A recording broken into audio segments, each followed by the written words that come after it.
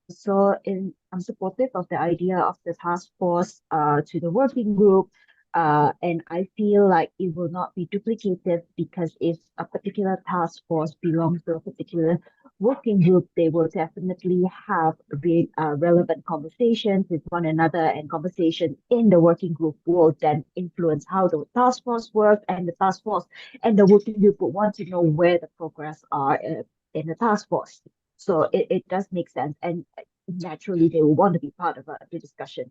There was a question about bandwidth. Yeah, very fair questions. But I do feel like, at least from my personal view, being very transparent, I will not be interested in every single topic that the various MAC and working group will be looking at. So I will dedicate my time and energy. I will make the time and energy to be part of the conversation and the work that matters to me. So I think it's still feasible, and it will not stretch the MAC too much. And I think we shouldn't try to worry too much about the task force. It is a new idea. There will be trials and errors. So pilot is good, but perhaps we can start with a task. It is the task force with a task that is measurable, quite narrow, quite specific, and we'll see how it is and adjust how it works so that we can move, and we have to be dynamics and not be bound by processes. Thank you. Thank you very much, Angela. You've actually helped me start summarizing where we're at here. I know we're 1 minute into our break. I will give everybody a break here, but before we go on break, some things that I've heard convergence over. So of course, the 4 policy networks, the broad titles of it. I won't call out people who've already volunteered, but I'll ask the IGF Secretariat to post again the action item. So through the break, please take a look at who has actually raised their hand up for this. We'd like to come away from this meeting to actually identify the 2 MAG co-facilitators for each of the policy networks. So people have indicated in the previous call that they're interested. So through the break, think about it some more and voice it to us. Yes. So if we can just post that action items from the last call. The second thing I've heard, and I think I hear good convergence over, is to the reconstitution of the MAG working group strategy with very focused and specific task force. I already heard some very specific tasks that, MAG members want to work on: multi-year planning, continuous improvement on tactical items, and I think Christine also mentioned one more. So we already have several of these ready and willing to go. And I hear volunteers for that. So I think that's where we're at. I know we didn't get to very deep dive that Olaf really wanted to do, but I think if we have the agreement and convergence here, once we set up these policy networks, we have these co-facilitators, then we can actually work out a longer term, a deeper, more robust work plan for this. And then the Secretariat is able to, of course, retain the consultants and resources that are needed to support all of this work. So that's the summary for this particular this agenda item. Any quick reactions before I let everybody go on break for, most of the break? 13 minutes is good. Not too far from 15. So 13 minutes break. We start again at 1:45, so 10:45 local time. Those online will be starting again in 13 minutes. Thank you very much.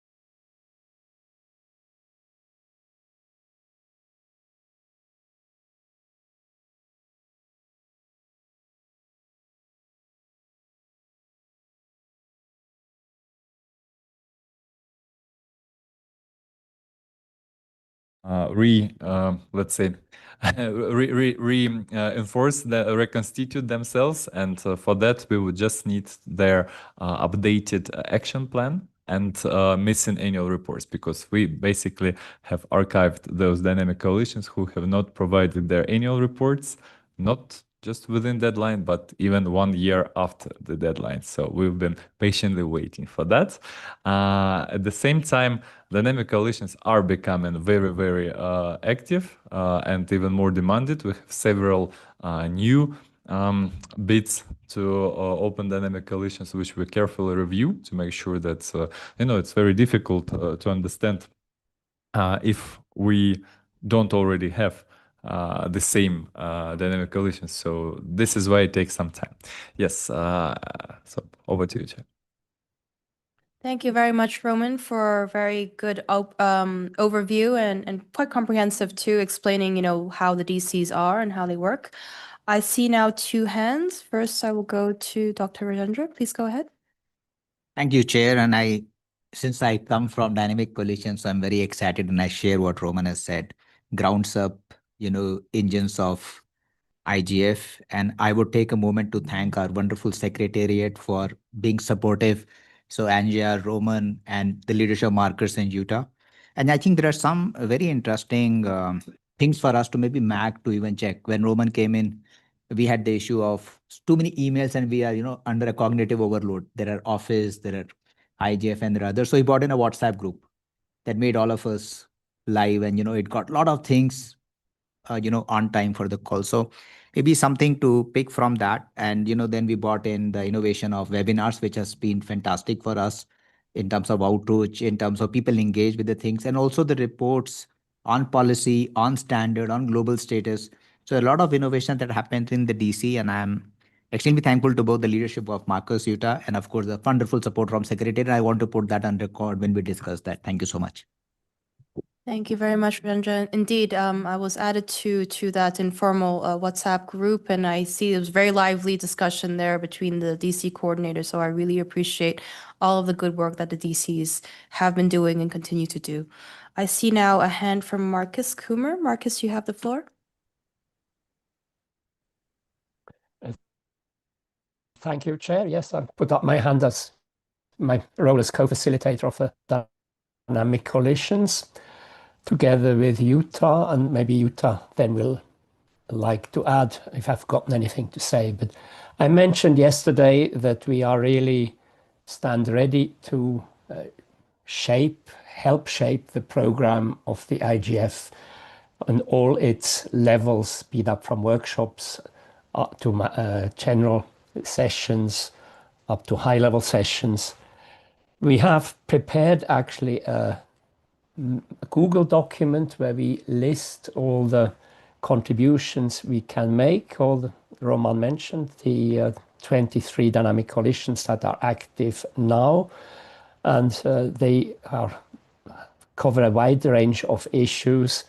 And just building on the discussion we had in the previous session, all the 4 AIs, they are dynamic coalitions that can actually contribute to the work. And they have done some work already on these issues: AI, cybersecurity, digital inclusion, digital infrastructure. Some themes that I mentioned yesterday, like quantum computing, was mentioned by the colleague from the OECD, and a colleague from the blockchain dynamic coalition mentioned the work done there. Children ranged very prominent in the discussions yesterday and also today. This is an issue which is of big concern. The host country also mentioned it yesterday. We have a dynamic coalition on children's rights, but we also have a dynamic coalition on platform regulation, which is closely related to how to deal with children on the internet.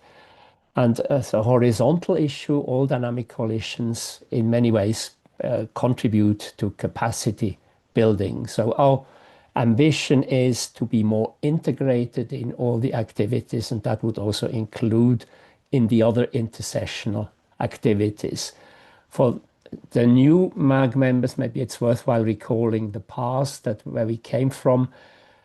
In the beginning, each dynamic coalition had their own individual session, but that was in the long run not sustainable as we had more and more dynamic coalitions. And there was a call for reducing the overall number of such sessions.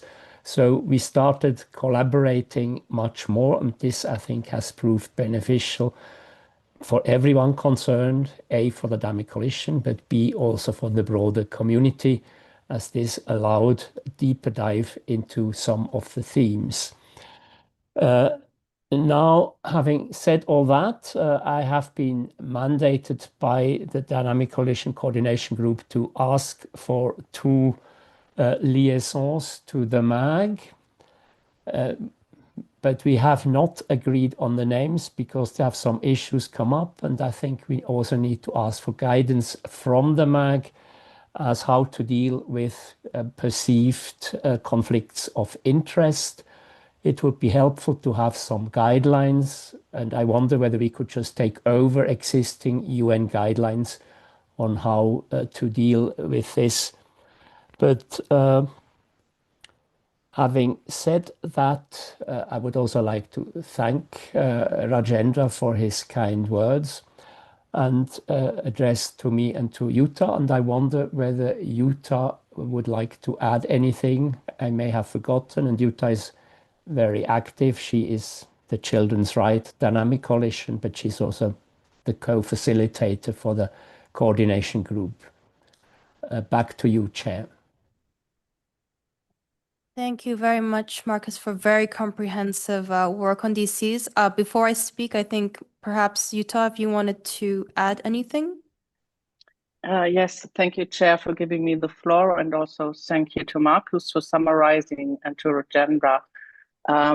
There was only one thing that came to my mind when I heard this morning the demand for having more continuity over the years in the program of the IGF. And I do think Dynamic Coalition's work is intersessional work and stands pretty much for that continuity, taking up issues that are important in one year, that are worked on during the year, and that can be brought forward to the next year's IGF.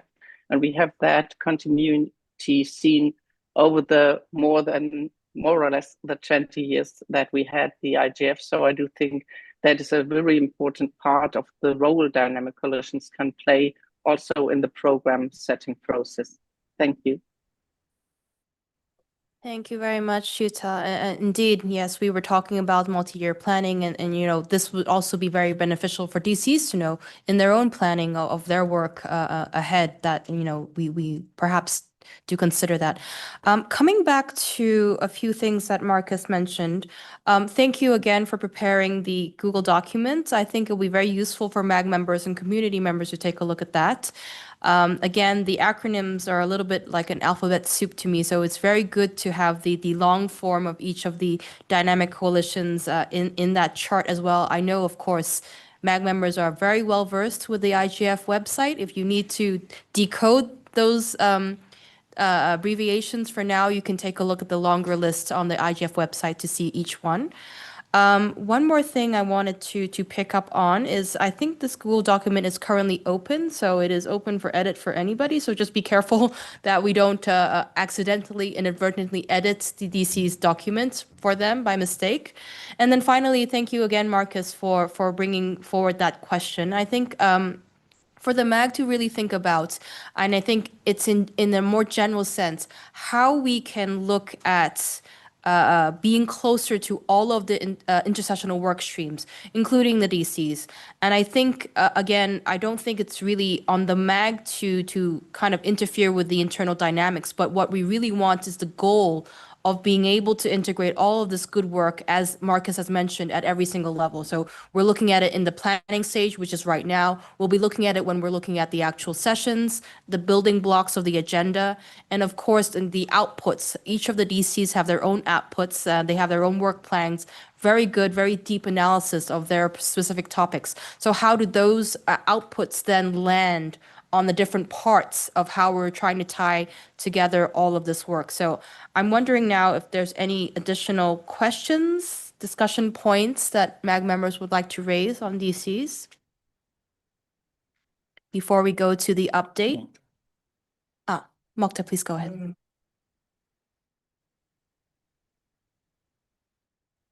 So with that, I'll pass the floor now to Anya for an update on the NRIs. Thank you very much, Chair. I will share a couple of slides with you. I think it's going to be easier to follow me. And sorry, let me just expand this.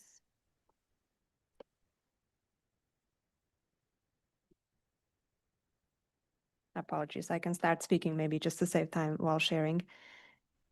So in any case, what the Secretariat would like to inform you is about the overall status of the recognized NRIs and about their collective work.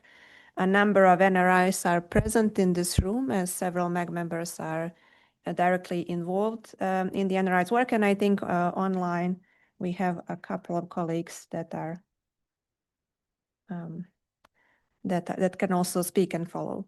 So in any case, for now, the Secretariat has recognized 180 national, sub-regional, regional, and youth IGF initiatives. This is the visual map. For some reason, it's not the full screen in this room, but I hope you can see it, and we will make these slides available.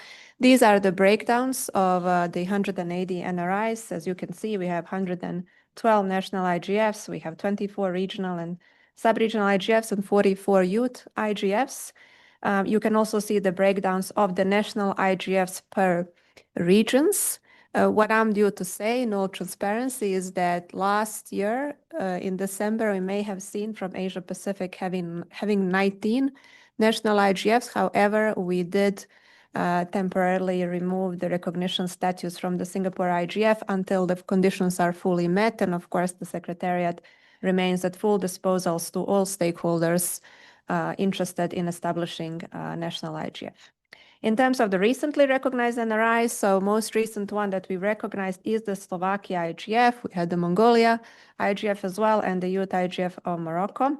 With a number of stakeholders, we do have active discussions on having them establishing their IGF initiatives. Concretely, we are in discussion for a couple of months with the Libya Youth IGF information, as well as the United Arab Emirates IGF and the Romania IGF. There are a couple of NRIs, of course, we actively work with to reactivate their status. I want to give credits to the colleagues working in Venezuela for the national IGF to commence again its activities after several years of pause. And I think yesterday you've heard from our colleague Ron about the IGF USA happening again after a couple of years that we haven't seen the annual meeting. Slovenia IGF as well is one of the communities we are in communication with, and hopefully we will see these NRIs materializing their internal plans into concrete annual forums.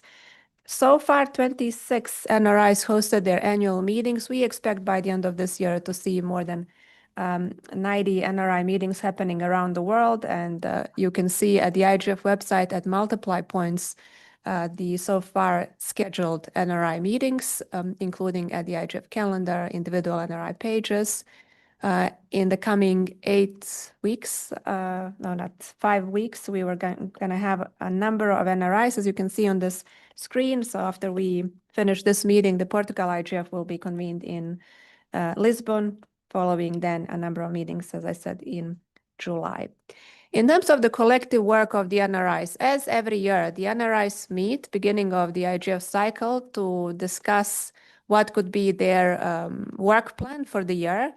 And of course, this year's work plan has been informed to a very good extent by the WSIS Plus 20 resolution. So in light of that, the work plan has been developed and it has a couple of objectives. It is a publicly available document. You can see it at the IGF website, NRI's pages.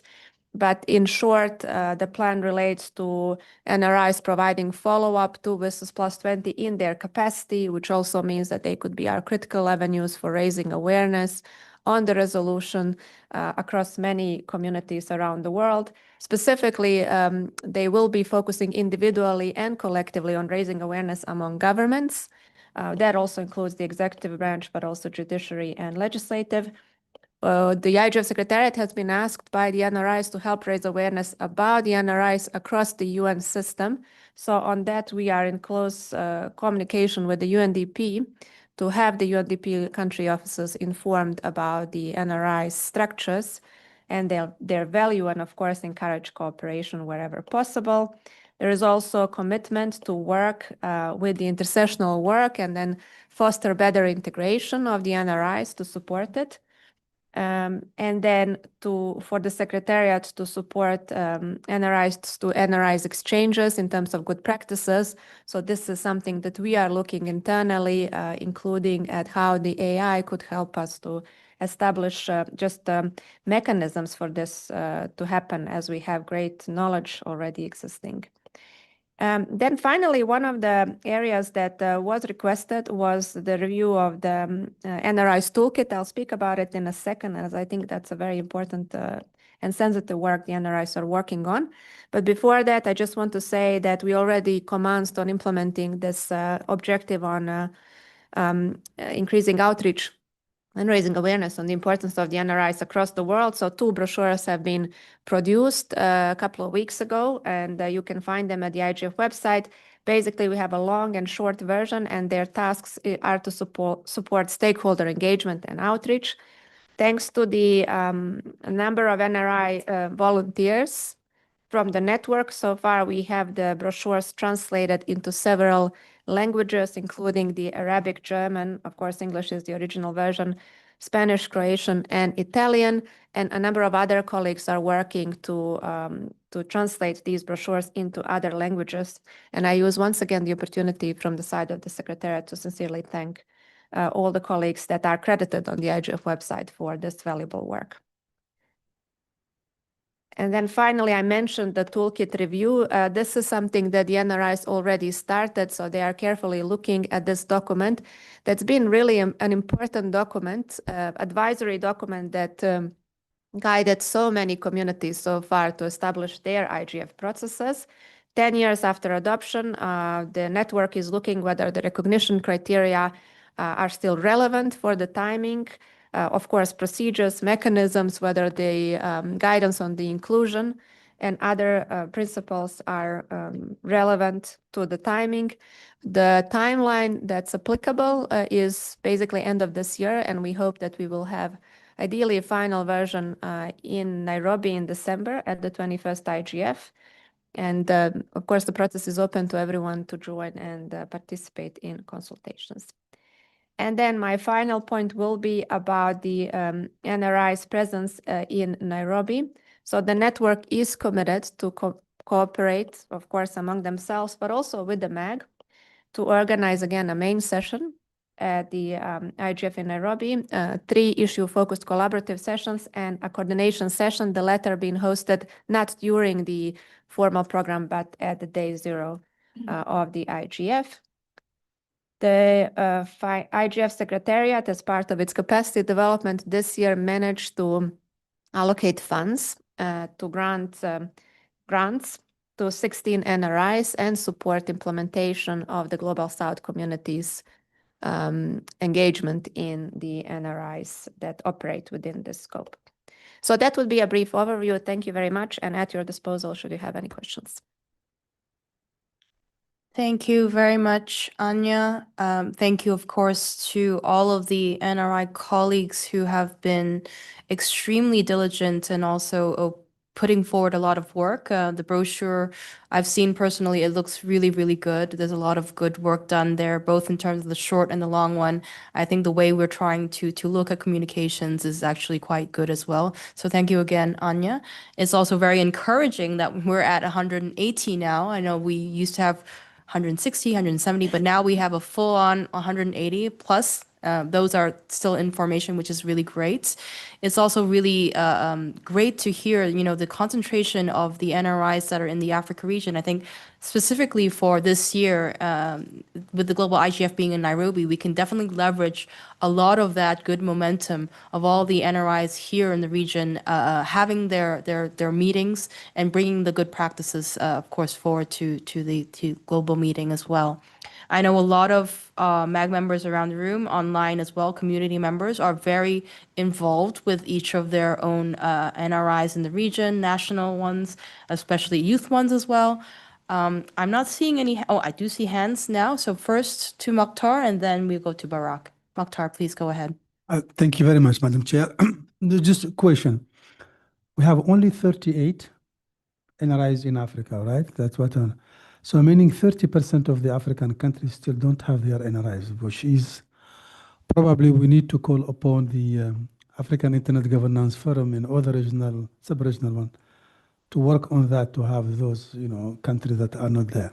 So that's one. Second, I have seen, in my experience, a lot of countries or activists within the country that wanted to be involved in matters related to IGF. But unfortunately, there is the issue of language.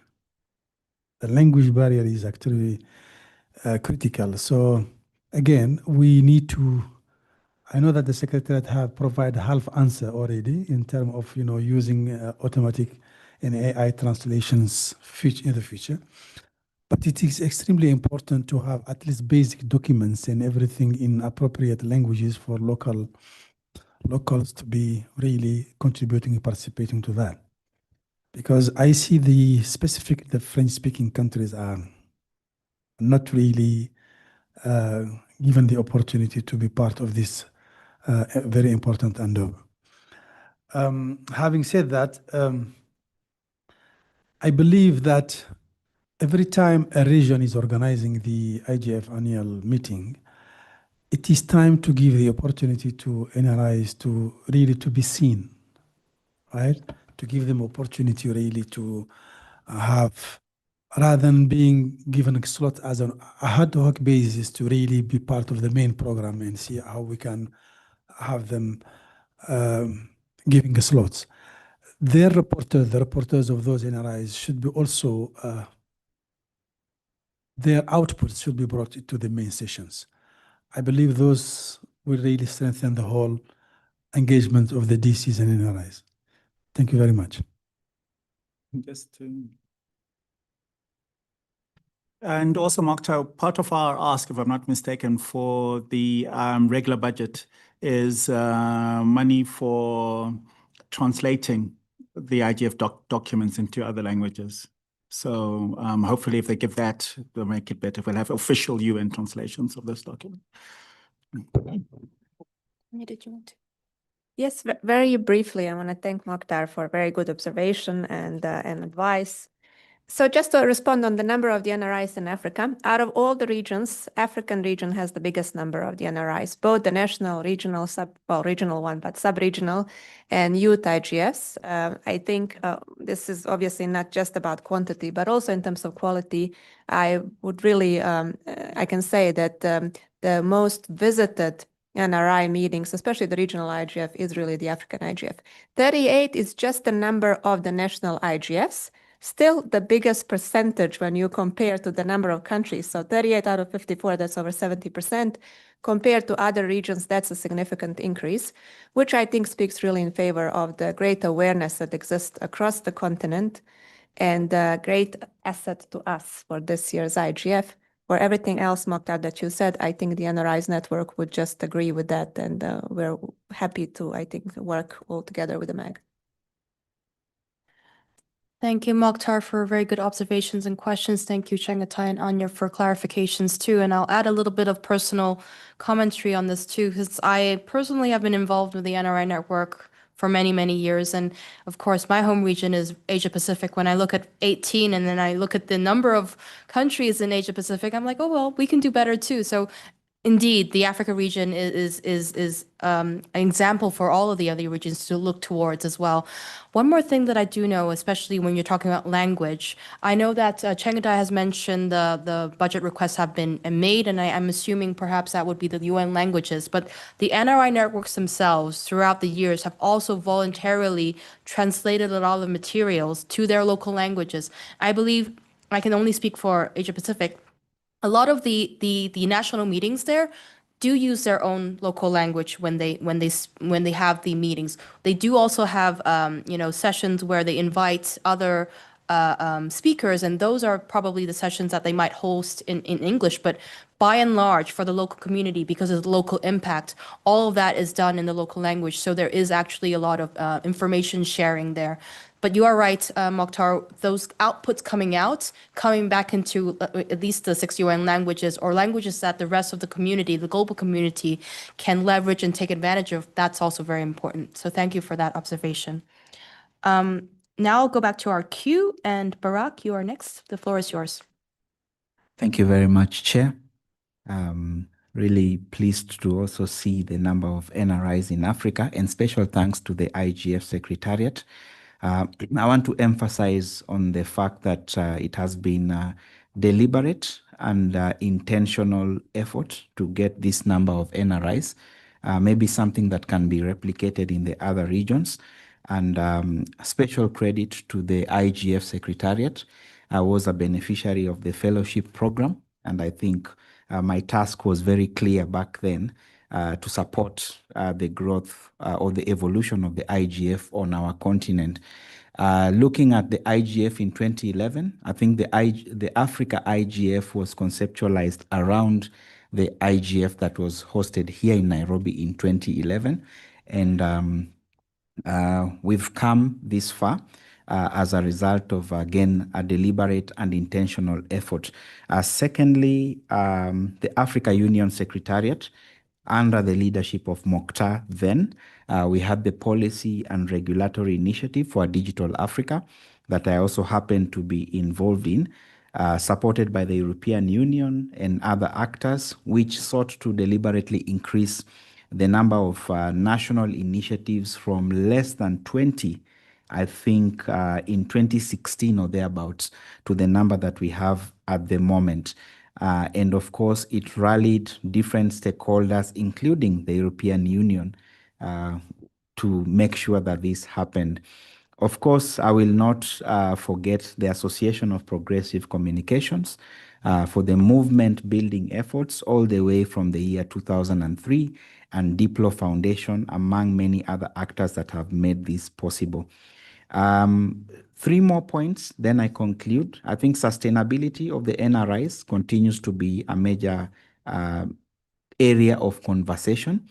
We are seeing a number of NRIs becoming more and more sustainable and attracting support from different actors within and without the African continent. I think, again, special credit to the Secretariat for emphasizing on institutionalization of the NRIs and accountability, which I believe will ensure that they will live for many more years to come. And lastly, capacity building and capacity development. And I also wish to suggest that some of the policy network initiatives and the dynamic coalition work could be mirrored on some of the NRI work, what the NRIs are doing, so that there can be tangible value to the communities and also to the IGF process. Thank you, Chair. Thank you very much, Barak. Yes, absolutely important to highlight all of those really good improvements and things that are going on, especially with the NRIs and here, of course, in Kenya and also the Africa region. I see a very active chat as well. So those people who do want to get into the queue and speak to that, please do go ahead. I'll go back to the hands up I see in the queue right now. This is how the queue will go. We'll go first to Taiwo, then to Sophia, and then we'll go to Wout. Taiwo, you have the floor. Thank you, Chair, and good morning, everyone. As a newcomer to the MAG, I'm understandably curious about the DCs. I do understand that we've just received or heard a brief about their work over the years, but I'm curious, is there a formal construct to ensure that, because my sense is the DCs are independent of the MAG. The MAG doesn't govern them, and they keep working year in and year out. I'm wondering if there's a formal construct to ensure that we leverage the wealth of expertise, especially as the MAG is reconstituted yearly, just so that, especially as we reconstitute the PNs, the working group, we're not merely, starting from scratch. We're actually leveraging what has already been done and all of that. Now, I do also understand that there are open consultations and they have the chance to key in and all of that. But I do think that it should be much more than that, especially as most of us are doing this part-time. And for the NRIs, also the same question for concerning them as well, because I'm thinking since they're communal, they're more local based. The solutions that they've come up with over the years would be really helpful for us as the MAG, especially when we take those solutions, home-driven solutions and bring them to a global context. Thank you, Chair. Thank you very much, Tayo, for asking the structural question. I'm going to start and then I'm going to lean on our focal points to give a more detailed answer.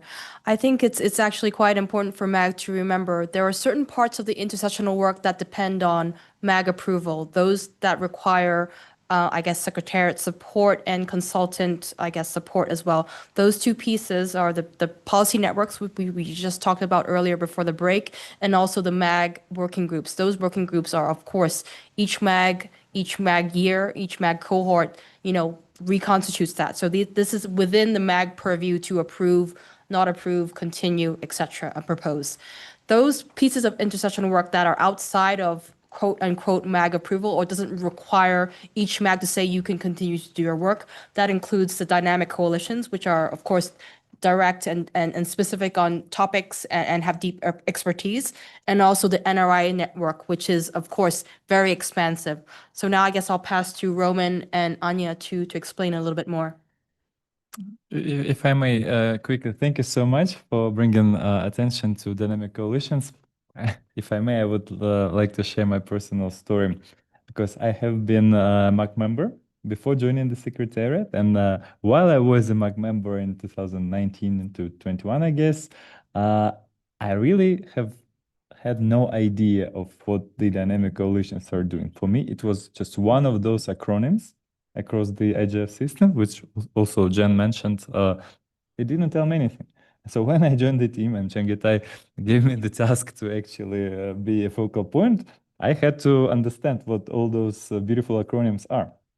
And then I came to know that it's a huge history, huge process. So it's not just several little decentralized expert groups. So many years, so many efforts of those experienced and talented thinkers and strategists already invested into that I honestly think that dynamic coalitions maybe is one of the most beautiful things existing in IGF ecosystem. Excuse me if I'm making my personal preferences. So yes, and I came to know during the process that throughout all that time, the integrity and continuation of the process was ensured by co-facilitators and by focal points from IGF Secretariat, from DCs to MAC and vice versa. So yes, and I believe that we are on good track because if you remember, Rajendra has mentioned that we are even innovating. So we started in the previous cycle to do this intersessional work in the form of the webinars. We have increased the participation activity in the monthly meetings. So we're trying our best to make sure that this beautiful work is not lost. And we even started to do this exhibition booth for dynamic coalitions where all the community and not only community members, but also IGF participants can come and learn about all of them. So now, again, we are 23, but I guess that by our annual forum, we will potentially be again back to 30 with, I think, 3-4 requests for establishment of dynamic coalitions and probably comebacks of those who we archived, who will reconsider their activity. So yeah, I don't know if I briefly covered your question. Yeah, if I might just say something else. I was also wondering, what's the best way, what's the easiest way to join a DC? I honestly must ask that. Yeah, I shared the link. I will share it again in the chat. So you just find the DC you like, you read the description, and you just send email to the contact person. Plus, in each of the DC's pages, you can subscribe to the mailing list. So you get immediately involved in all their work, because all the mailing lists are public, so you can even see the archives. So everything is ensured for maximum transparency and efficiency. And again, yes, it's not my it's not a result of my work. It's what has been already done in these previous many years before. So thank you, Tayo, for the question, and thank you, Roman, for a very comprehensive answer. Again, before I pass the floor to Anya to speak a little bit about your question on the NRIs, of course, we have the focal points from the IGF Secretariat that already brings in a lot of these updates and good work that the networks, both networks, are doing. We also, from the DCs, we heard earlier from Marcus and Yuta, and they are the co-coordinators for the DC coordination as well. They also provide color and update and context. We also know, we've heard, of course, yesterday from specific DC coordinators that tell us of the very good work that each of their DCs are doing. So I think, Taiwo, that kind of answers the question of, how we can tie this work even closer together. But of course, the question before the MAG is how can we improve this connection? So I think that's a really good question. So for the NRIs, of course, we have Anya, who is our focal point. So maybe Anya can give a little bit more context. Thank you. Yes, and thank you to Taiwo for the question.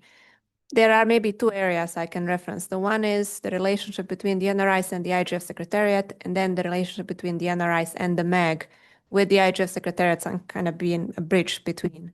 So in terms of the IGF Secretariat, we run the recognition of the NRIs upon request. So it's a bottom-up process. We don't go to different communities and advise, why don't you establish a national IGF? It's not in the spirit of the IGF.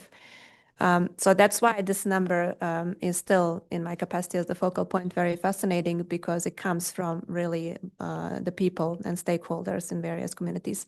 The toolkit contains concrete set of requirements for us to recognize an NRI, far from being simple, and I'm happy to talk about that maybe later in more detail.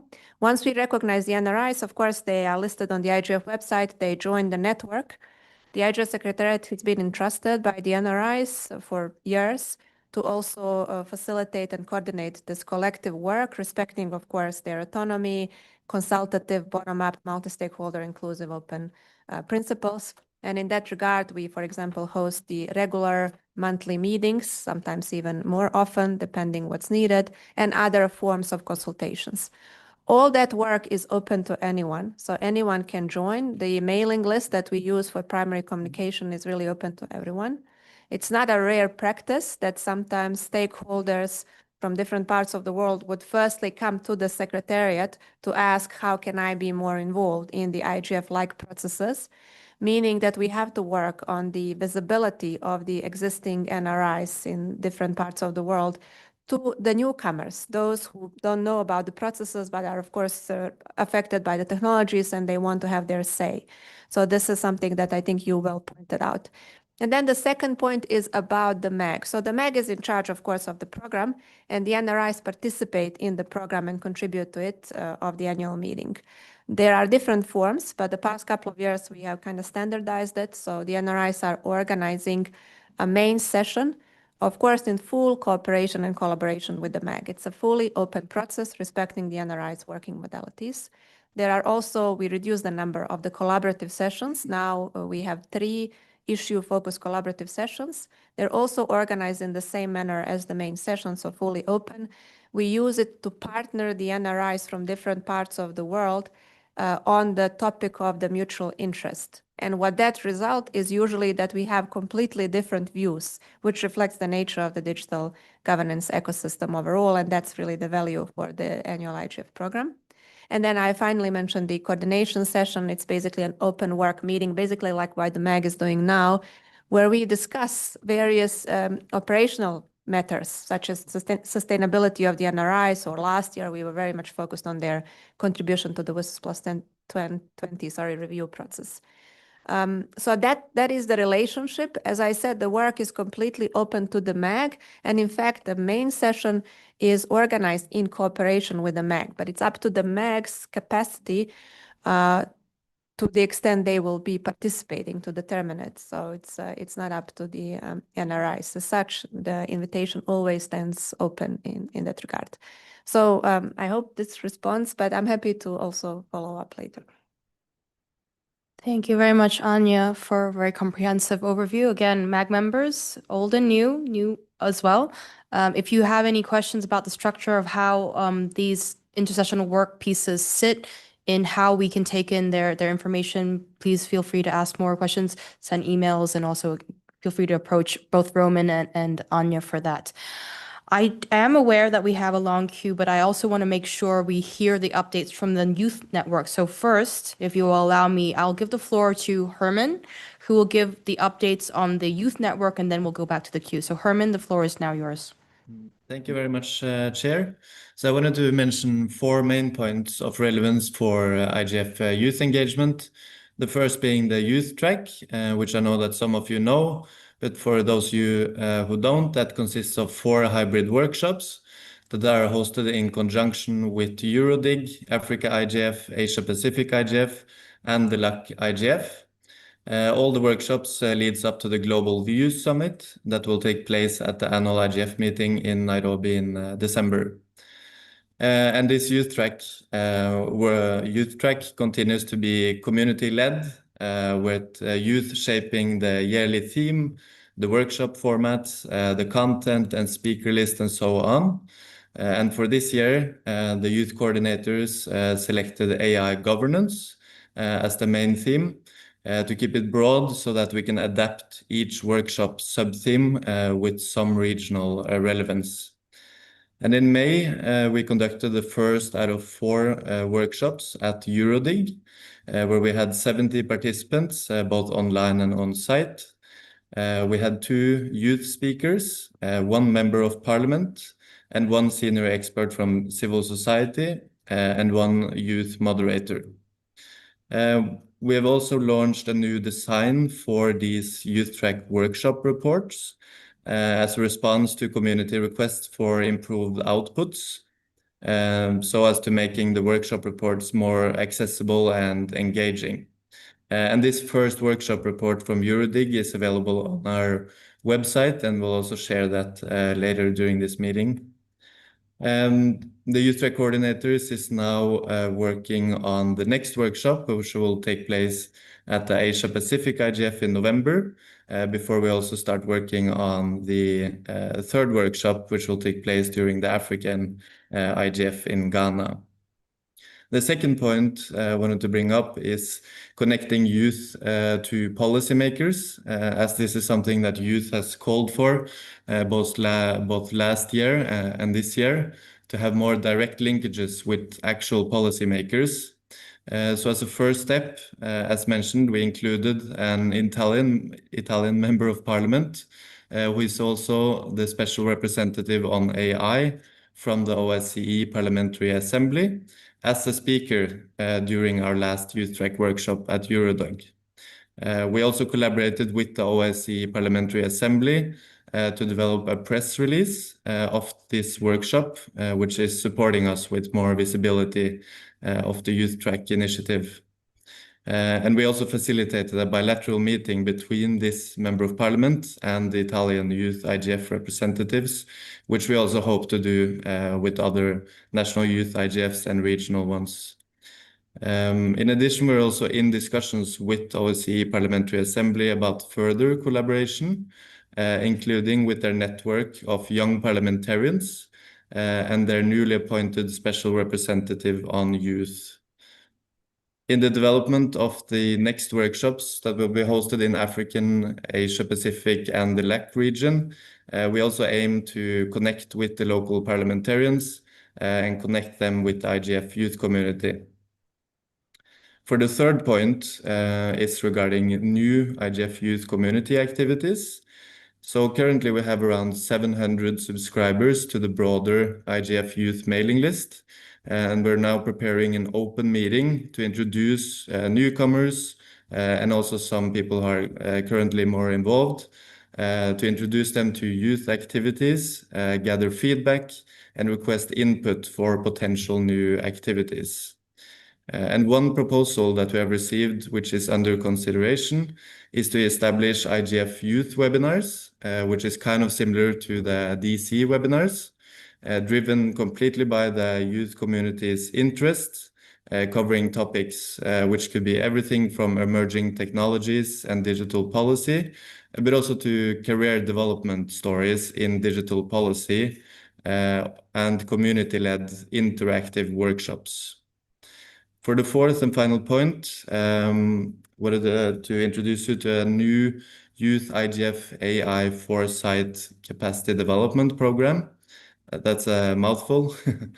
Together, this is something that we're doing together with GIZ, where we have developed a new pilot program for national and regional youth IGF organizers, focused on strategic foresight and AI governance. And this program combines online and hybrid sessions. So we will have 3 online sessions in October, and then the final session will happen at the annual meeting in Nairobi, both on-site and online. So currently we have received more than 80 applicants for around 40 available spots for this first pilot program. And as mentioned, we will send out invitation letters to the selected participants within July, and then we will start the program in October. So I think that's for youth engagement for now. I'm very open to respond to any questions you might have. Thank you very much, Herman, for a very comprehensive overview of all the really good work that the Youth Network is doing. And indeed, I had the pleasure of joining one of the Youth Network coordinator calls right after our previous virtual MAG meeting, and they do incredible work. They were planning the session that will be hosted at the Asia Pacific, I guess on the sidelines of the Asia Pacific regional IGF, the Youth IGF 2. So I really commend them on the really good work that they are doing. I know we have a queue, but I do also see Saba's flag up, and may I ask Saba, this is probably in conjunction with the youth work. Is that correct, Saba? So with your indulgence, I'll go to Saba first, and then I'll carry on with the queue. Saba, please go ahead. Thank you very much, Chair. I'm Saba here, MAG member from the technical community. So building on what Herman just mentioned about the youth track, and actually I don't want to bring all the conversation that we had about the working groups earlier, but I also want to mention that the working group on youth actually served as a platform to strengthen the youth engagement within the IGF ecosystem. And building on also the progress achieved to date, I think the working group on youth can also support to advance the youth engagement in the areas, for instance, the one Herman mentioned, which is the Youth IGF AI of Foresight Capacity Development Initiative 2026, in order to ensure that there is a strong linkage between the program as well as the broader IGF ecosystem, and also strengthening the relation between the MAG.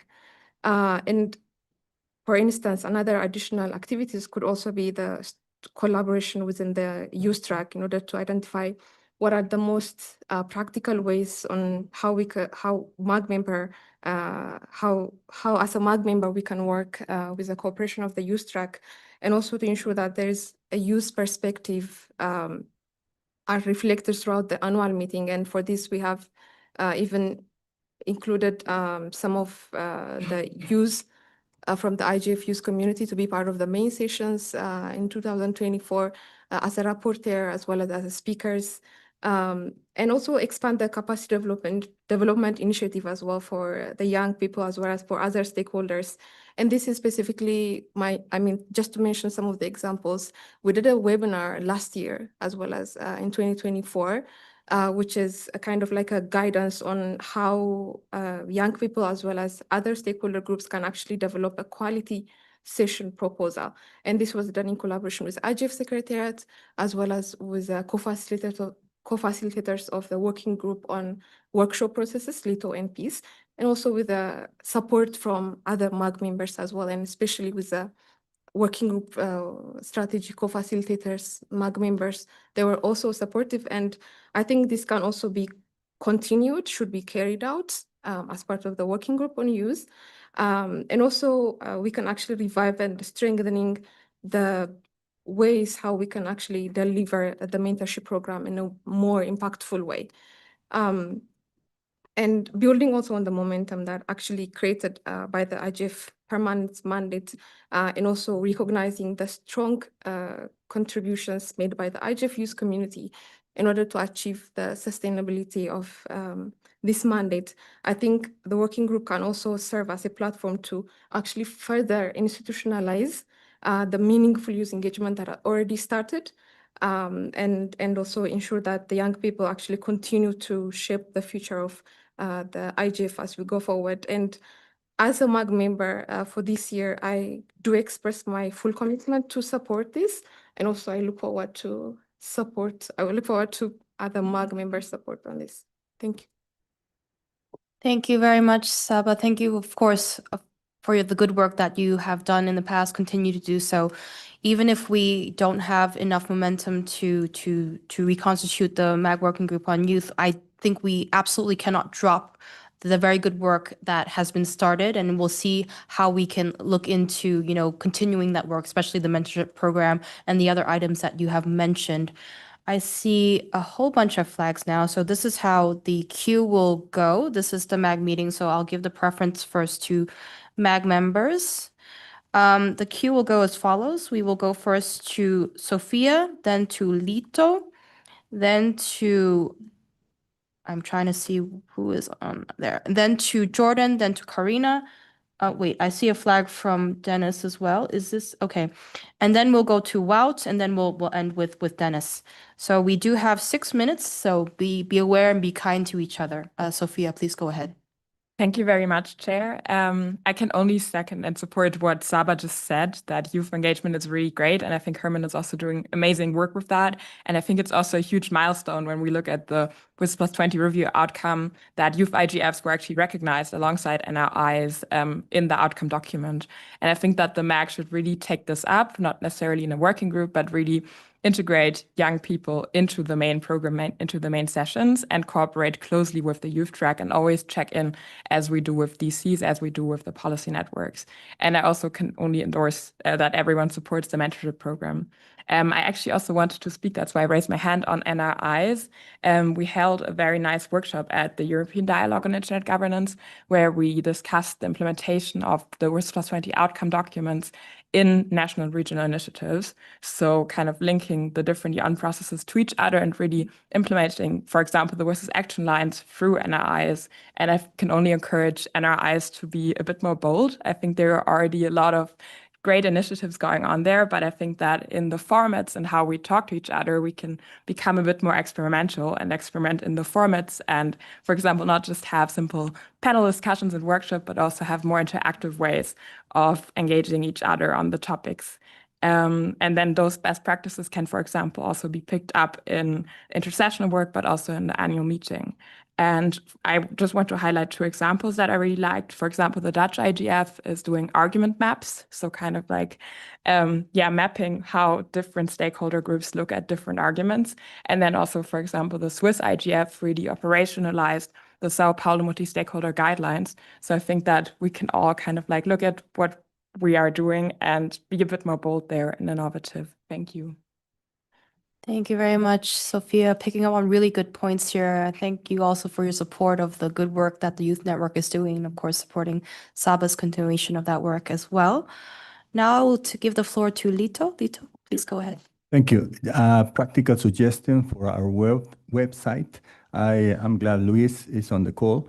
So we have received in these couple of days several questions or requests to participate, to get involved in different, how can I get involved? So my suggestion is to have in the About tab in the website, something like how to get involved or get involved, and then list there, for instance, all the DC list with the contact. I've seen that. The NRI has also their list of NRIs around the world and their contact, and also youth track and everything that we do, policy networks and so on. We can have there a list of all the policy networks, NRIs, I mean, a link to that because they are already on the website, but a concentrated link to point to those lists. So anyone that wants to get involved in a certain country or in a topic, a specific topic in Dynamic Coalition can find her way quickly and get involved. So in that way, we can gather more people, more young people, more people around the world to help us carry on the day-to-day work. Thank you. Thank you very much, Lito. I always appreciate practical suggestions. I'm glad Luis is on the call. I'm sure Secretariat is taking well note of that. I see a plus 1,000 in the chat, so there's a lot of support there too. I will now go to the next on the queue, Jordan. Jordan, you have the floor. Please go ahead. Thanks, Jen. I was looking at the topic here about leveraging collaboration between these groups. And I just want to make this comment as a marker for possibly MAG 27 to take into account. I think if we did have a more enduring program track with some common themes, it would be good for the MAG to determine at this meeting, the first meeting, which would usually happen in February, March, just one or two like structuring questions or policy questions that had asked all of the relevant parts of the IGF system, NRIs, DCs, where it's applicable, policy networks where it's applicable, to think about the answers to those questions and then bring them into a main session at the annual forum. It could be quite a light, easy way to generate some coherence and consistency and encourage collaboration between these various things without being too heavy-handed, because it doesn't exclude any of the groups doing their own thing, but it just would provide a nice light gloss. I think if we were going to try and do that this year, we'd have to be doing it here, and we haven't done any prep, so I think it's a bit hard to ask, but I think that could be a way to facilitate effective collaboration between the groups in future. Thanks. Thank you, Jordan. Also, very good suggestion here. I don't see why we can't start and try to do this here as well. I hope every MAG member here, also online, put their thinking caps on to see if we can actually try to do this. If we aren't, of course, it will be a good recommendation for MAG 2027 as well. I'm going to go to the next on my list. I see a lot of hands. Lito, is that a legacy hand? Okay. Karina, please go ahead. Thank you, Chair. And Karina Virarda for the records. I'd like to express my strong support for the youth working group and recognize exceptional work they are working. And I have to say, for my first hand, that I have it not a symbolic exercise. I can participate as a mentor last year, and it was a great moment to share intergenerational working together, and also we can work together and improve all our tasks. This is my opinion, Chair. Thank you. Thank you very much, Karina, for expressing your support. Now this is how the queue will go. We'll go to Wout, and then we'll go to Dennis from DESA, then we'll go to Dr. Rajendra, and then we'll wait. Is that correct? Yes. And then we'll end with peace. And I'm drawing the line under this for this agenda item. So Wout, please go ahead. Yes, thank you, Chair, and good morning all. I'll make it very brief. As a Dynamic Coalition, I'm the coordinator of IS3C, Internet Standard Security and Safety Coalition. We have produced 4 reports and 2 toolkits in the past years. And before we publish a report, we always do an open consultation, which potentially is sent to thousands of people. We usually get 7 or 8 responses. So what I would like to suggest to improve participation in these sort of processes, but also in the final report, is to have some sort of a text that we can present that it's a consultation on behalf of the Internet Governance Forum and the outputs of the Internet Governance Forum. So it does not depend on the text that I or one of my colleagues come up with, but that we make that structural and that everybody in a situation that they want to do a consultation on a potential IGF outcome, that the people receiving it understand that it's that. So that is a suggestion, but it's triggered by the NRI because Anja always sends my messages to the NRI. Thank you, Anja. And let me conclude with commending Roman because the way he acts as a focal point, he thinks out of the box and comes up with ideas that we had not come up with before, and we have a far better visibility. So I want to commend Roman for his role there. Thank you. Thank you very much. Well, thank you for giving us a good context, of course, on the DC that you coordinate as well. As I've mentioned before, there's always very good work, very deep analysis from each of the DCs, and yours is one of them. So really appreciate the good work that you've done. Now I will pass the floor to Dennis. Thank you, Madam Chair. Denis Susar from UNDESA. Paragraph 100 of the WSIS Plus 20 outcome says that IGF outcomes should be reported to relevant UN entities like processes like ANGES, we talk about CSCD, WSIS Action Line Facilitators, WSIS Forum. So I think my point is not only with this coordination DCs beyond, but how we can make IGF outcomes stronger and more useful for these global discussions. And I think here we have the comparative advantage, and that's the NRIs. I don't know of any other network other than maybe a bit close is the UNDP regional offices, but I think NRIs are essential. It's our unique asset, and I think we can bring all these national and regional evidence into these global UN processes. So if the WSIS Forum, which paragraph 110 of the WSIS Plus 20 outcome document says it's the implementation area where IGF is the policy. If WSIS Forum needs something about implementation, I think they should just think about NRIs instantly.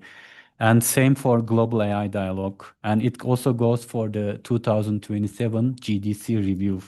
It will be reviewed. And I think all these different UN entities, what I'm trying to say is, should just think about NRIs first. But then the task is in front of us. How can we make the NRIs more strategic? Like I think I'm just encouraging all of us to think more about what should we do in the next few months so that NRIs comes to all these global processes as first thing. Thank you very much, Dennis, for reminding us of paragraph 100. I think Anja has been doing extremely good work with the NRIs network. I'm sure they're also having this in mind. I think for us at the MAG, of course, also in the IGF ecosystem and community, we want to kind of, well, quote unquote, lead the way. Because if there's a confusion there, we also want to leverage the fact that we do have this network. We are showing that we're doing this work. And of course, we are going to lean on DESA to also communicate to the different entities that, you know, we have this NRI network. They're actually doing this part of the implementation. So please do lean on this network. So again, it's kind of how we're going to thread the needle here. So I think we all have this alignment and all have this wish to achieve this. I now see one more hand. So I will close the queue after Henriette on this action on this agenda item. So first we'll go to Rajendra, then to Peace, and then Henriette, you have the last word. Rajendra, Thank you, Madam Chair. I'm just picking the threads on the talk that we had about how do you associate with DCs and, you know, the other PNIs and others.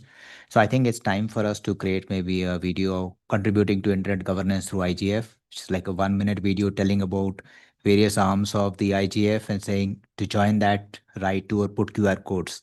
I think that would be a good way for us to expand our reach, get more and more people involved, and also to stop those constant queries of how do I join DCs, how many DCs, how many PNIs and other things. So that could be a good way to talk about IGF as well. Thank you. Thank you, Rajendra. Very good practical suggestion as well. I will now go to Peace. Please go ahead. Thank you, Chair. And it's very related to what you just said. Let me just put it in the chat. Something that I think the Secretariat worked on maybe years back that explains the intersectional work. Yeah, I think it's something that could be useful looking at the questions and, Taiwo brought it up and Roman was explaining there can be confusions, but I think this kind of document could be useful and it could be one of the things that can be shared to the MAG, someone who is new, newcomer, or even just put somewhere close where people can see. Of course, it explains, what the DC is, the role of the MAG, the relation to IGF. It might need to be reviewed. The fact that, for instance, now we've merged the policy BPF and policy network, and more things might come. We've been discussing the task force, so it might need to be reviewed. But I think these are really good resources that we can still benefit from. Thank you. Thank you very much, Peace. Also very practical suggestions from you. Now I'll go to Henriette. You have the distinction of being the last word on this agenda item. Henriette, please go ahead. Thanks very much, everyone. Henriette Esterhuizen, past MAG chair. Just a very quick, concrete proposal in response to Denise's input. UNGAS, the UN Group on the Information Society, is tasked in the outcome document to develop this roadmap. I posted the link in the chat. For integrated implementation of the Global Digital Compact and WSIS, and in fact, the SDGs as well. It currently mentions the IGF in a very limited way. I think the IGF Secretariat, working with the MAG, should respond and propose revisions to that roadmap that integrates IGF intersessional work, particularly NRIs, into that integrated implementation roadmap. Thanks, Jennifer. Thank you very much, Henriette. Again, a very concrete suggestion there. We have now exhausted the queue on this agenda item, and I will move us to the next one. And for that, I will pass the floor to Chengetai. Thank you very much, Chair. And Henriette, in case you don't know, Dennis is DESA's representative on UNGAS as well. So he's in a very good position to propose that. And Roman as well attends the UNGAS meetings for the Secretariat. Thanks. Okay, the next agenda item is agenda item number 5, which is the overall program structure and flow of the annual meeting.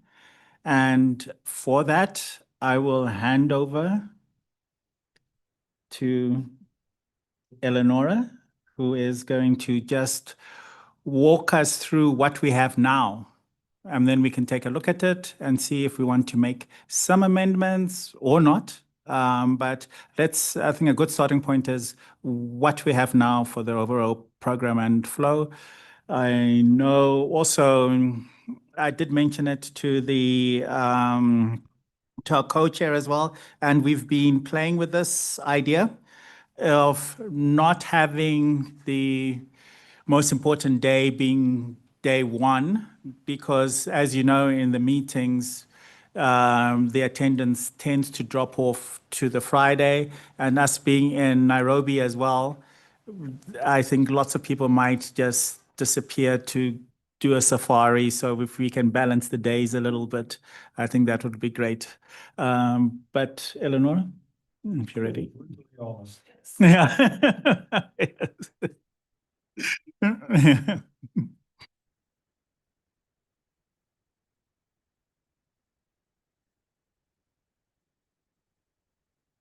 There we go.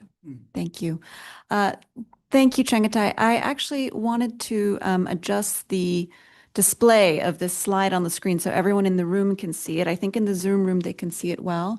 So I'm just going to ask the technician if it's possible to adjust the display of this. Okay, wonderful. So while he works on that, what this little visual shows are the basic program components of the annual meeting schedule every year, just so we have this clear. I think this is especially useful for our new MAG members. You know, we bandy around a lot of terms like tracks, sessions, all the different session types, and it's, I think, as a starting point for discussions that will go further into program details to just have this in front of us. I think once you see it, it's pretty self-explanatory. But so I'll just give it a moment to make sure it displays.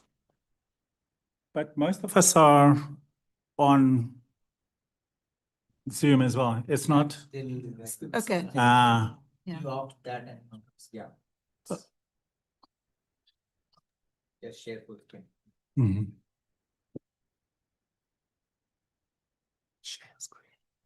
Hi, Eleonora.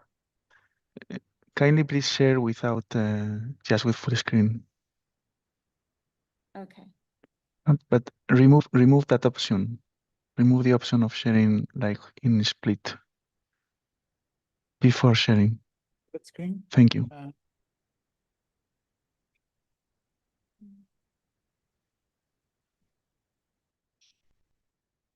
So anyway, the slide just shows the different type of session types that we currently have. There was a mention that maybe the session types are too many. Maybe we can merge some of them. We've done some merging from last year. I don't know whether it's far enough. If it is, please just let us know. Okay, so I can stop. Okay, we have Thanks. takeoff.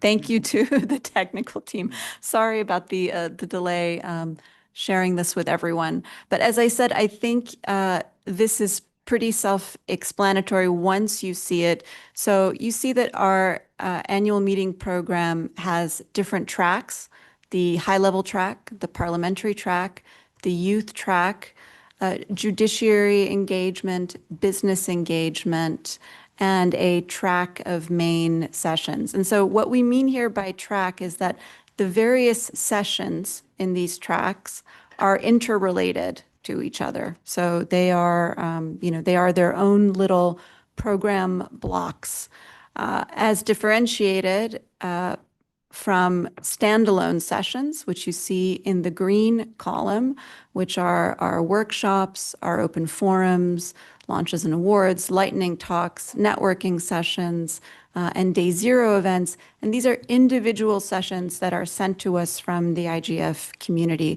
and they don't necessarily have a relationship with one another. They are thematically coded, but they are not part of particular tracks. And then finally, we have the intercessional sessions, so and the NRI sessions. So the policy work that goes on throughout the year, those activities, they get their own dedicated sessions as well as some dedicated NRI sessions. So we can differentiate those two because they come from specific parts of the community and specific activities. So we wanted to show you this to elicit any kind of reaction. What do you think? Should we keep this structure moving forward? That is the question in front of us. And sorry, go ahead. Just to say, this is how things were done to date, to be clear. And any session numbers that you see within the session categories, they are just averages over the years and not necessarily precise. Of course, we don't have the open and closing sessions, but those are staples of any meeting. So I don't think there's much we can say about that. But if anybody has any comments, please do. We want to hear what you think about it, and we can share the ideas.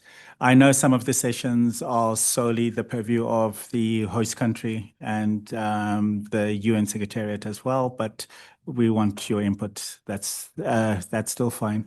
Henriette asked a question about the government dialogue sessions. I'll just answer it quickly. That is in the high-level track, because we do have a high-level track, but then we have that request for the government dialogue. It's still a work in progress to see how we can, how we will do it. The government of Kenya, I know, is floating around ideas as well.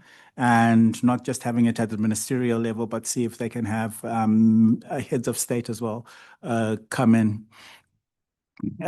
So that's still a work in progress, but it will be ready by December. With that, I think I'll just open the floor and Rajendra, please. Thank you, Chengita. And I think this has been very interesting. If you see the sessions I've been participating, and I think there's a lot of learning and takeaways from each of these, whether it's a short lightning talk to a full main stage session.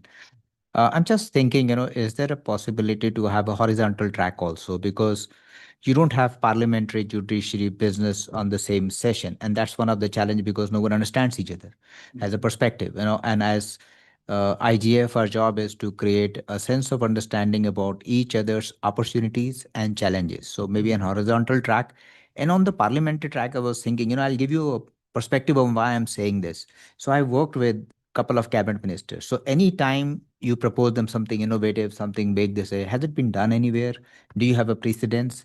So I think one of the things we should do is we have best practices forum to compile some of the successful technology innovations, and also maybe, I don't know, parliamentary track or a ministerial track, where you actually get the functioning ministers, because a parliamentarian may not be in the ruling party, he may be on the opposition side.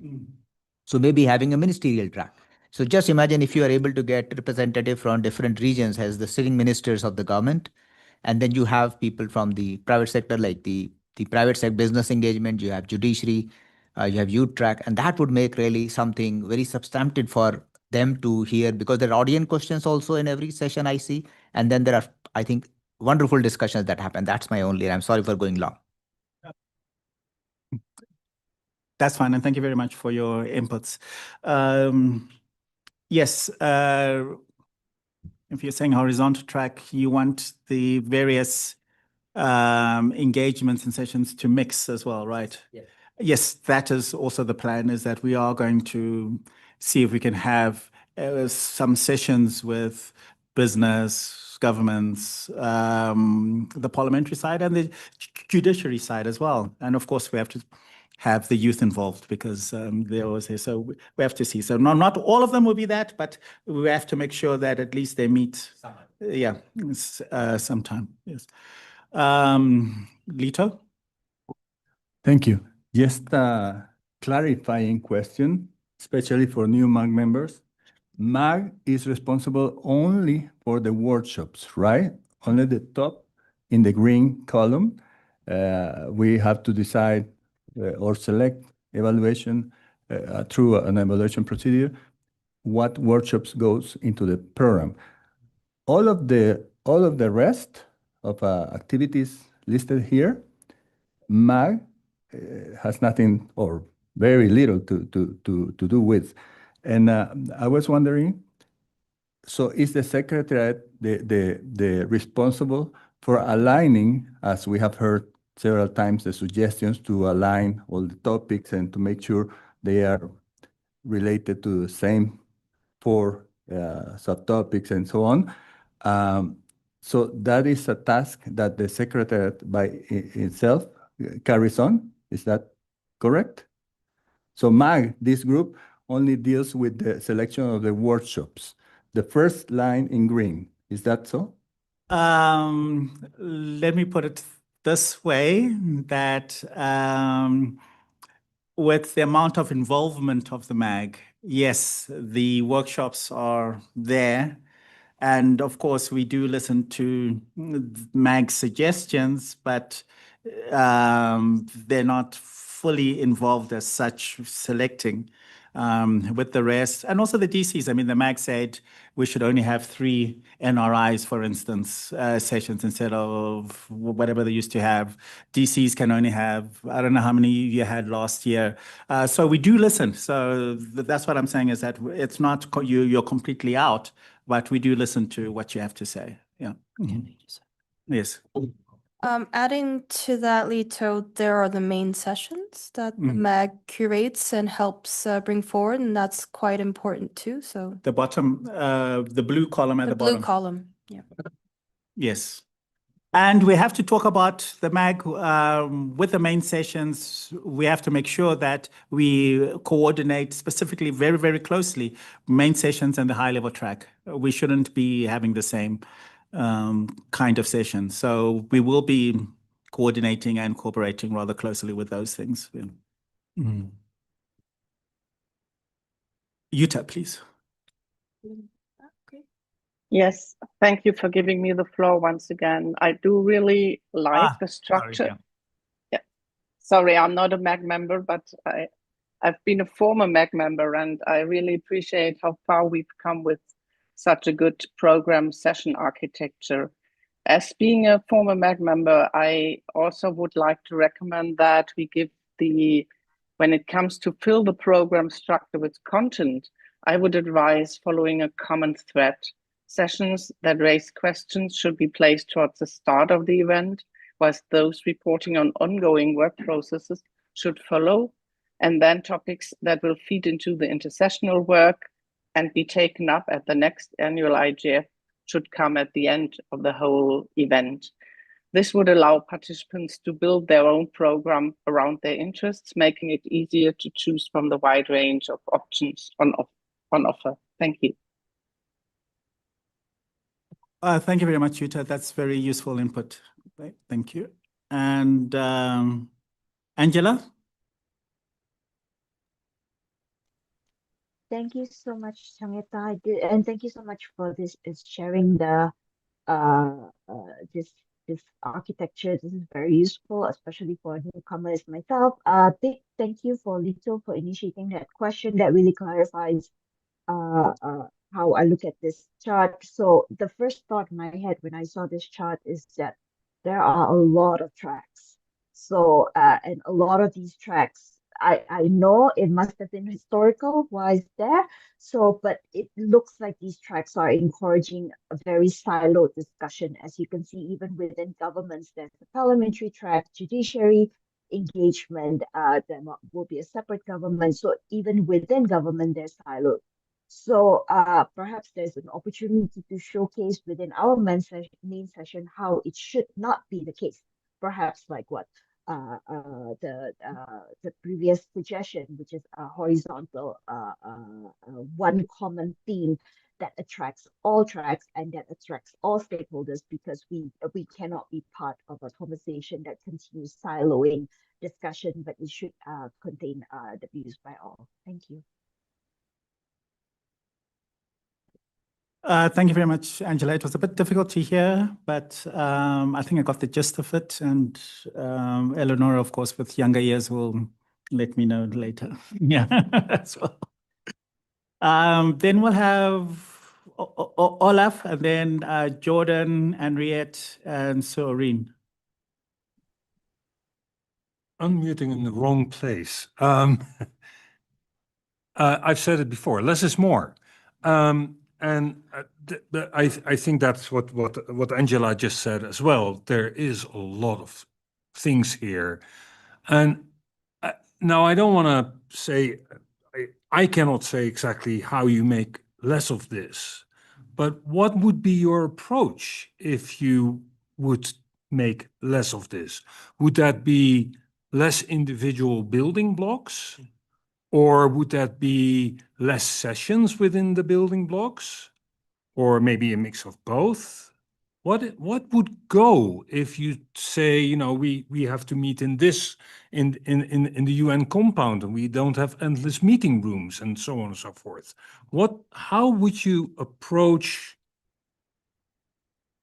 shrinking this? And thereby getting more effect from the things that happen? No, those are very good questions. And that's why we are asking you what you think of it. But yes, I mean, there's various ways you can combine some things.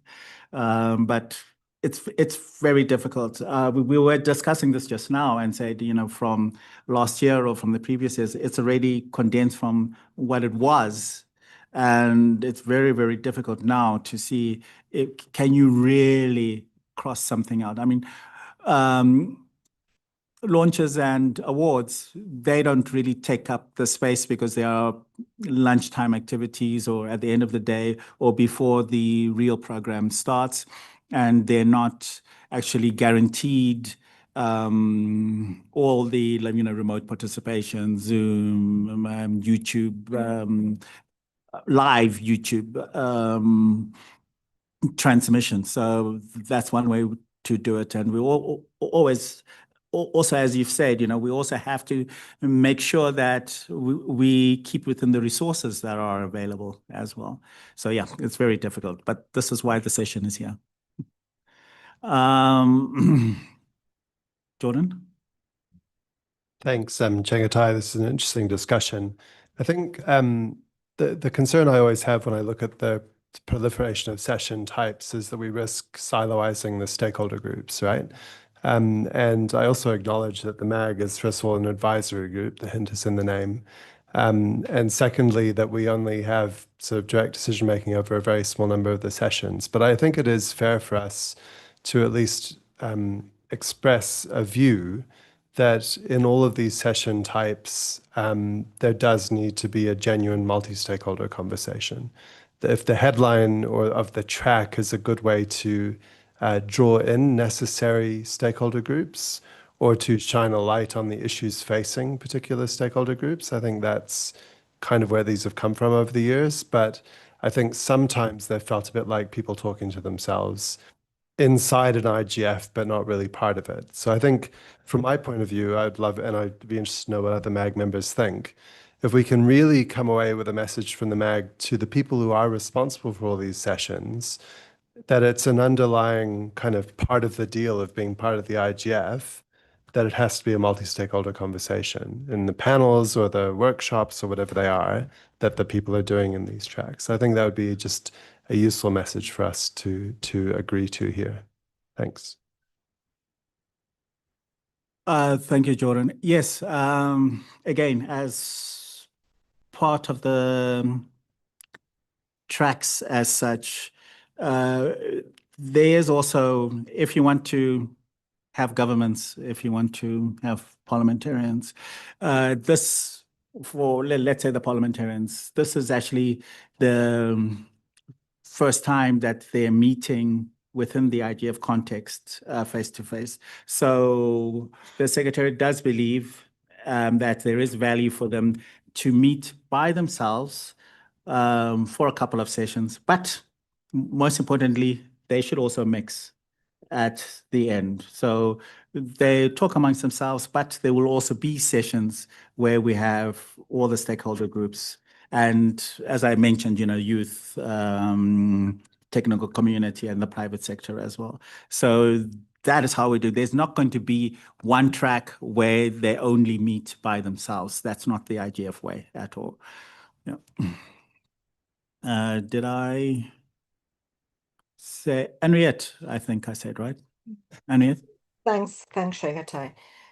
Just very strong support for Jordan, Angela, Sophia, comments about this.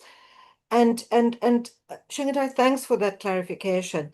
But I think it really would be good if the MAG can discuss this, and even if it's unintentional, the fact that we now have tracks, we have engagement, it does make it more complex, and it does tend to undermine the integrated multi-stakeholder character.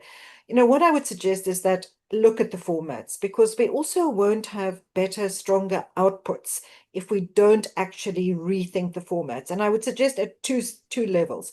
Firstly, do we need tracks and engagements? I mean, what about if the goal is to engage specific stakeholder groups, have engagement sessions for them? It doesn't have to be a separate program track, and keep those open. So that's the one suggestion. And networking sessions as well in the green column.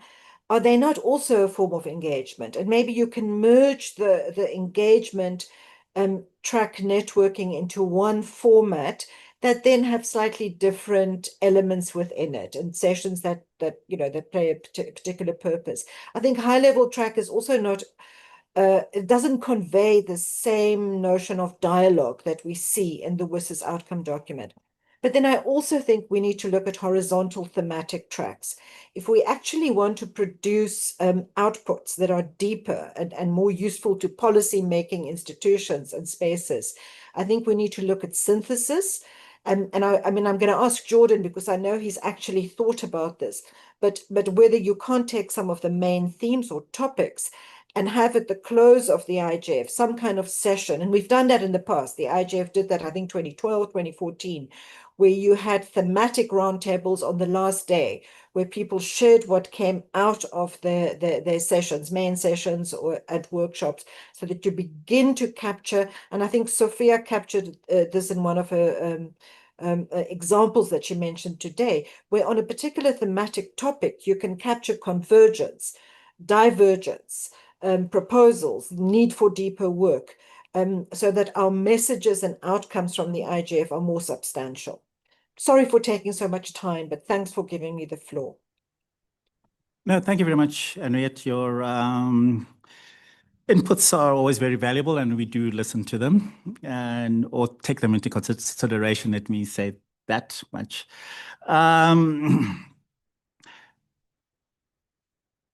Yes, I'm hearing everything that you're saying. And one of the things that came to mind as you were speaking, yes, it would be very good if we have similar themes running across. But one of the things that we do is that it's a bottom-up process.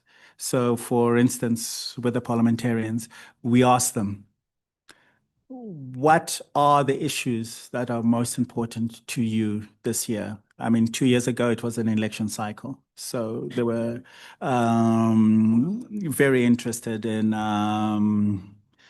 misinformation and disinformation and etc., which may not be one of the main themes or sub-themes of the IGF annual meeting. And as far as the parliamentarians they've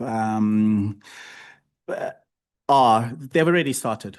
We started in January. As soon as we got our mandate, we already started talking to International Parliamentary Union and started talking to the parliamentarians.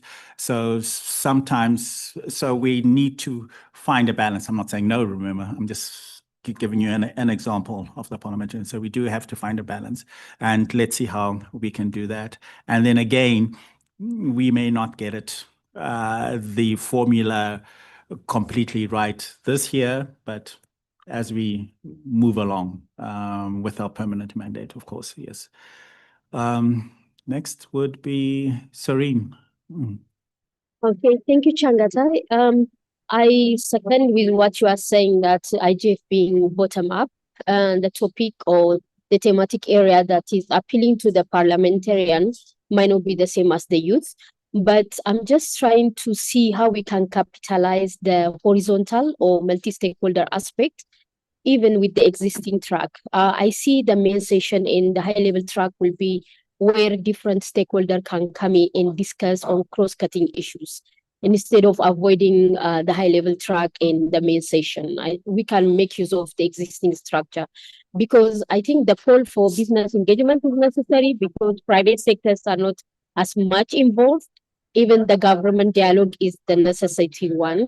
So maybe we can look at how the high level in the main session can be capitalized for horizontal dialogue. The only question I have back to the Secretariat is, how many workshops are we planning to have? Looking at the IGF 2025 in Norway, I think that was the most impactful for me, because it was less workshop. It was a broader dialogue on focus areas, instead of like having 50 or 60 workshops to run from one workshop to another one. So in that way, at least we can stick with the mandate of having meaningful dialogue, instead of having 45 minutes for speakers or panel discussion, and there is nothing that we can come out of it. So if you can just give me an indication, how many workshops are we planning to have for this year Global IGF? Thank you. I cannot at the moment because we have to look at the room allocations that we are going to be given. At the BOMAS, we cannot give it to you at the moment. But we can more easily give you the Plan B plan as well. What I can say that it is going to be more than it was in Norway. If you agree. And that's another thing that we have to talk about as well. Remember, this has been called to focus and more compact. Are we going to listen to that, or are we going to widen it? Was Norway, the size of Norway, a good size, or should we go back to pre-Norway levels where we had much more workshops? And if you have much more workshops, you can have more people coming in because they have a stake in it. So that's another thing that I'd like to ask you as well. But if we go to the maximalist approach, then we can have more. If we go to the more minimal, more compact approach, which has been asked for, remember. So yeah, so please give me your views.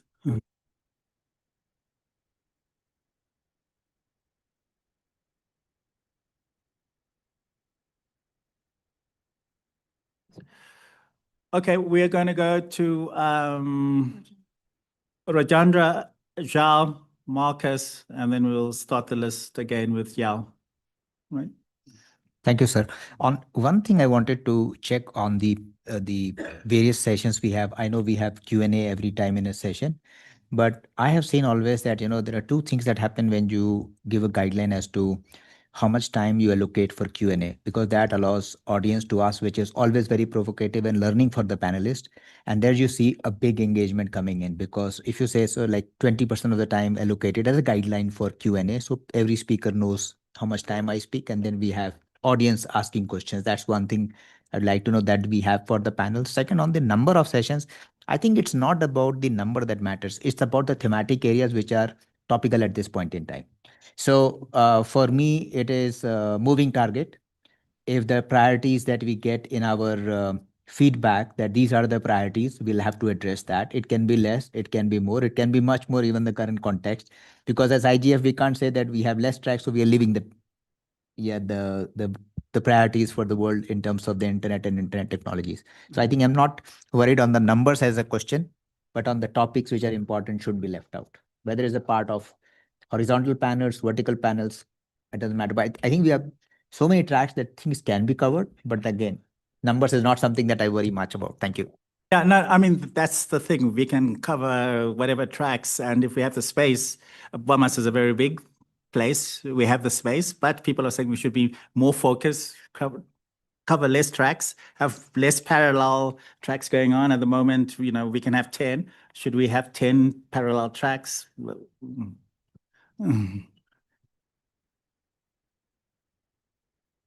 I actually have two questions. I want to read the first one is, what's the difference between this year's WASIS and IGF?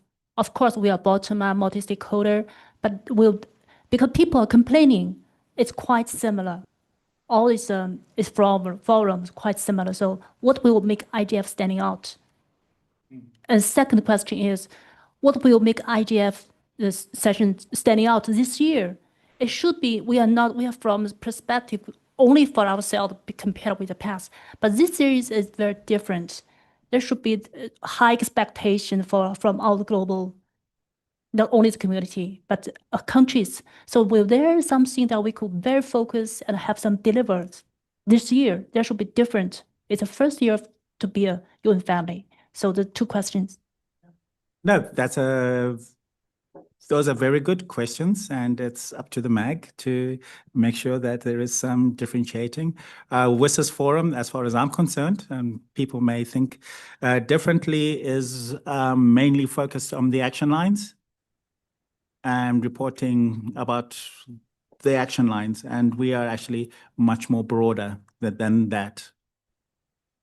What we have to do is to make sure that the subjects that we pick are pertinent to people, to make them come in, and also that our outputs must be usable outputs and useful outputs. That being said, we should also make sure that there is some synergy between the IGF and the WSIS Forum. So what the WSIS Forum does, we should be able to look at it in some fashion and improve upon it, do another refinement of whatever it is, and then hand it over back to the WSIS Forum in the next cycle as well.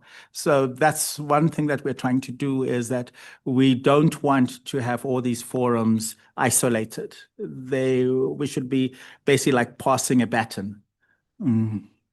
Yeah.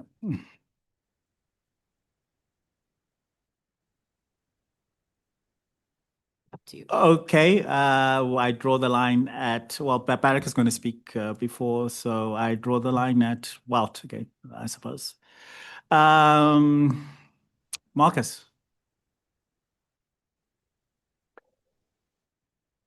Yes, thank you. Well, I also have a concern looking at the architecture diagram in front of me. Some others expressed concern about silos, and it looks very much, again, like siloing. And looking at the DCs, for instance, it was our ambition to be more integrated in the other sessions, be that in workshops, be that in main sessions, be that also in a high-level track.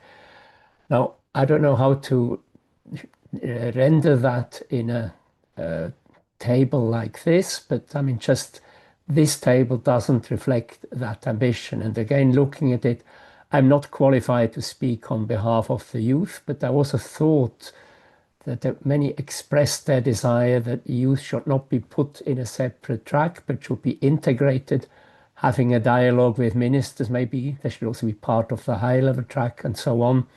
So in one way or another, maybe arrows could reflect that it should not be, that these are not silos, that they should also interact with other elements of the program. Just a thought. Thank you. Thank you, Marcus. Barak, and then we'll have Yao, Winnie, and Wout finally, and then Mirat. Thank you, Chair. Just a wild thought on the numbers, or the as to how many workshops we should have, and reflecting on the session we had earlier, in which we presented the number of national and regional initiatives. It makes me ask myself, what is the reason for the existence of the forum? Is it to bring more people on board, especially in the unreached, unserved, and underserved areas? If that is the case, then it makes sense to create more opportunities for people to be able to express themselves, which means a bigger meeting. But if we want to consolidate the gains that we have made over the past, then less is more. So that is what I would want to present. Thank you very much, Barak. That's good intervention. Yao?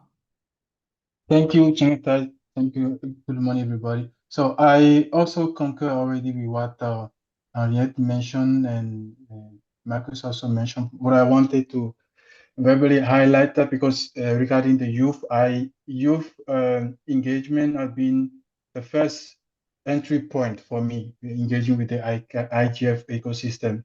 So, and from my experience, it was rather a bit complicated to navigate all these sessions and mingle with other specific tracks. And I think looking at the program, which is really comprehensive, of course, from my perspective as well, I wanted to suggest something I already wrote in the chat, like for the youth specifically, since we are preparing them to take over next, to have more intergenerational dialogue to connect the youth participants with the different tracks, where the youth who have dialogue with, for example, talk directly to the DCs, see what the DCs do, what are they, and so on.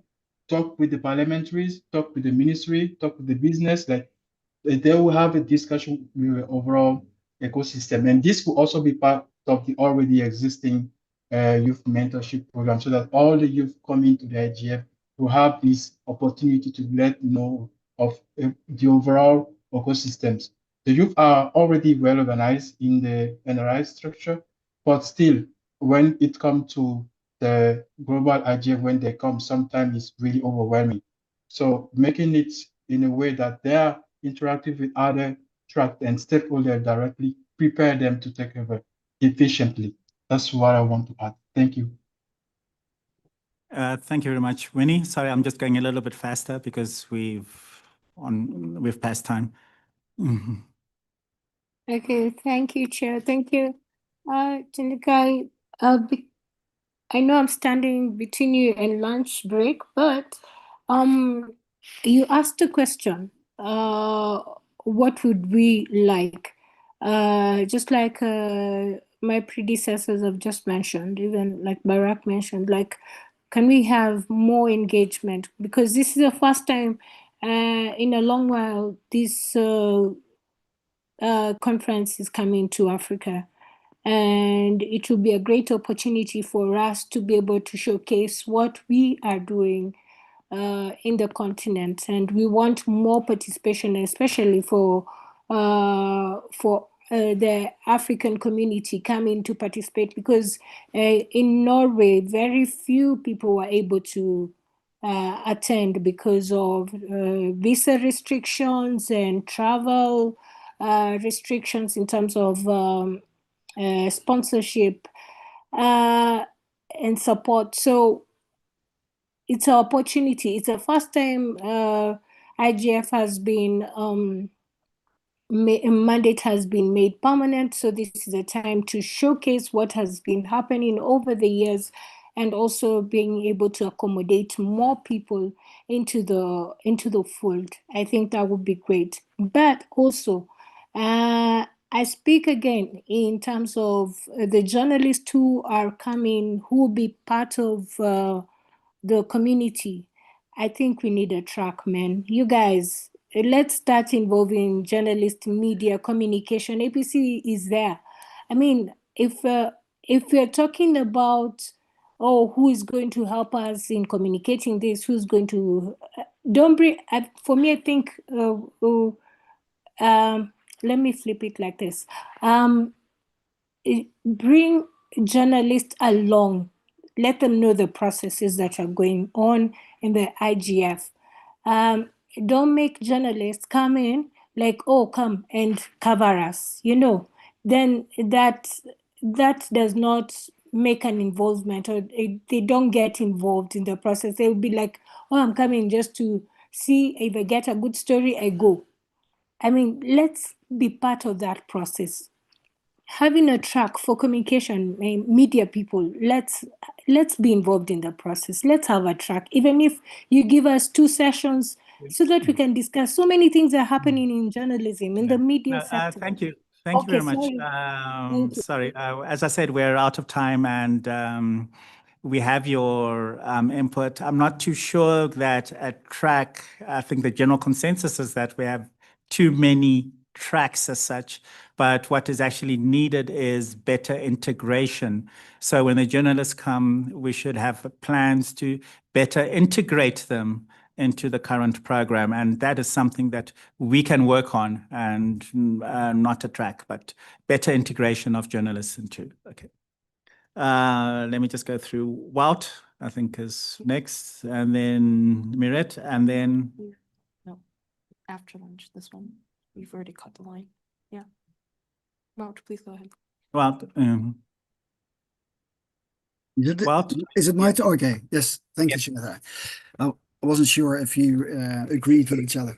On dynamic coalitions, I see a lot of comments in the chat, but I had put something in there as well, and that would silo it. But we are talking about integration of processes, and the Marcus has voiced that very, very good way. I think if IGF outputs are becoming more important, which the WSIS document states, then we have a few choices. And the first one would be to put more emphasis on these outcomes. And I'm not advocating to have 20 dynamic coalition sessions, but to have output sessions. So we could either make a block on output of all intersessional work, and that would mean that there's no competition with the regular sessions and workshops, etc. So everybody would be invited to go there. And there's a competition among output, but not with other sessions. And that would make it more prominent that there's IGF output. I think the comment of Sandra in the chat was very good as well. If we want to have more exposure of output, then we could also perhaps move the whole purple column towards the other ones by asking dynamic coalitions and the best practice fora and policy networks to help with organizing the sessions in the blue column, and perhaps with cooperation with the MAG into integration into certain workshops where it is not asked, but it is mandatory to have the output presented in them. But that is something that takes integration, but also a lot of cooperation. And that's why I think that Marcus proposed to have two liaisons towards the MAG and the IGF Secretariat would be tremendously beneficial for the integration of processes. So I would invite you to start discussing that with us, but also think about how to integrate the other intersession work. So thank you very much for the opportunity, Secretary. Thank you very much, Walt. Then we go to Miret, who would be the last person. The rest of you, after lunch. I've been instructed by the chair and I cannot go against the chair. Thank you very much. Mine is a quick one and one question. Do we have maybe a session dedicated to what has been achieved so far in the past 20 plus years? So maybe that can be also splitted at a national level, regional level, and continental level. When I'm saying this one is not like the number of sessions that we conducted or the trainings and so on, but the impact that we brought to the community. Is there a session where we can talk about that one? Thank you. Thank you. We've had those sessions in the past, especially last year and the year before that. IGF the past 20 years. There's no reason why we cannot have a session about it this year. It's up to the MAG. It can be a main session. It can be one of these combined high-level governance sessions. Yes, I mean, there's different places where it could go, but I don't think it needs to be a specific criteria by itself. With that, I will give it over to the chair to break. Thank you very much, Chengetai. Thank you, MAG members and community members for really engaging discussion so far. We do have a continuation of this discussion after lunch, so those who still have their hands up, don't worry about it. We will get to you. One thing I'd like MAG members to think about over lunch, and this is not really homework, but really, put your thinking caps on. We've asked earlier about the volunteers to co-facilitate the policy networks. We heard some proposals about the, MAG working groups. If you can come back for a little bit of that as well. We will touch on that in our next hour after lunch. And then finally, I think there was very good suggestions and continuing discussion on this particular agenda item on the building block. So think about that over lunch as you take a break. We will start promptly on time. I think it is 2 p.m. Nairobi time? And for those who are online, that is in 80 minutes. Thank you very much.